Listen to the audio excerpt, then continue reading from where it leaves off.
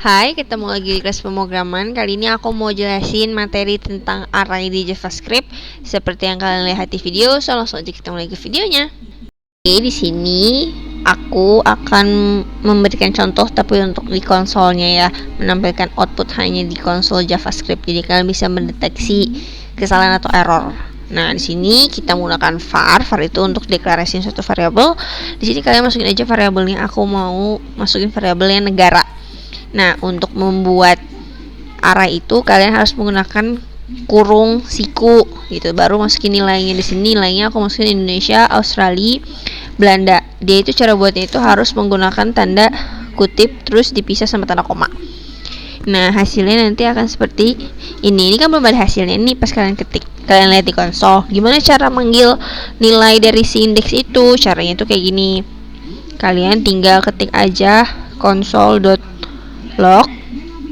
Nah, lalu di sini kalian panggil nama variabelnya negara. Nah, array itu selalu mulainya dari 0 sampai nomor 1, 2 dan berikutnya. Kalau kita panggil negara aja, dia semuanya keluar dari Indonesia, Australia, Belanda. Tapi kalau kalian panggilnya console.log terus negara, terus baru kalian masukin nomornya berapa. Misalnya kalau kalian mau manggil Belanda atau Australia, gimana sih manggil? Kalian buka kurung siku terus masukin angka 2. Nah, yang keluar itu adalah Belanda. Kenapa Belanda? Karena Indonesia itu 0, Australia itu 1, Belanda itu 2 dan seterusnya. Seperti itu. Nah, dia langsung muncul kan Belanda. Nah, terus gimana caranya Kak untuk manggil lagi konsol yang si Australia? Kalian mau manggil si Australia ini, manggil Australia itu gimana? Sama aja, kalian tinggal masukin variabelnya apa, terus masukin arraynya mulai dari berapa. Nah, kalau 0 itu berarti Indonesia yang keluar. Nah, sekarang saya mau manggil nilai Australia, berarti manggilnya array pertama. Seperti itu contohnya. Jadi kurang lebih contohnya seperti itu. Nah, di sini juga saya mau memberikan contoh gimana caranya untuk menambah nilai di dalam array, di dalam indeks array ini. Nah, contohnya ini kita menggunakan push. Di sini ada push atau pop. Kalau push ini untuk menambahkan array tapi di belakang atau di terakhir dari nilainya. Jadi setelah Belanda dia baru ditambahin Itali. Contohnya seperti itu ya. Nah, di sini itu berarti Itali itu dia array nomor ketiga.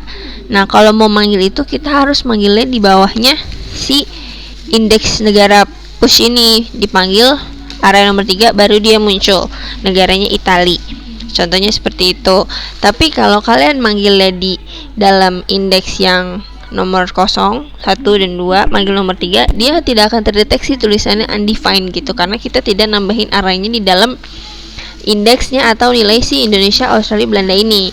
Contohnya seperti itu. Nah, kalau kalian mau ngapus variabel atau ngapus nilai dari indeks itu, kita menggunakan itu negara titik pop.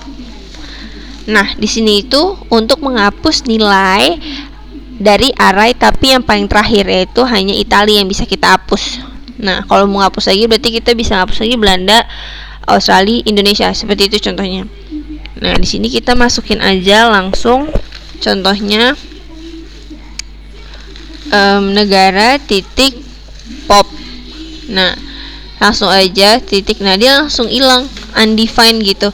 Kenapa undefined? Karena nggak ada nilai dari angka 3 itu, nggak ada Italinya karena udah hilang. Jadi dia akan undefined karena kalian udah menggunakan atribut pop.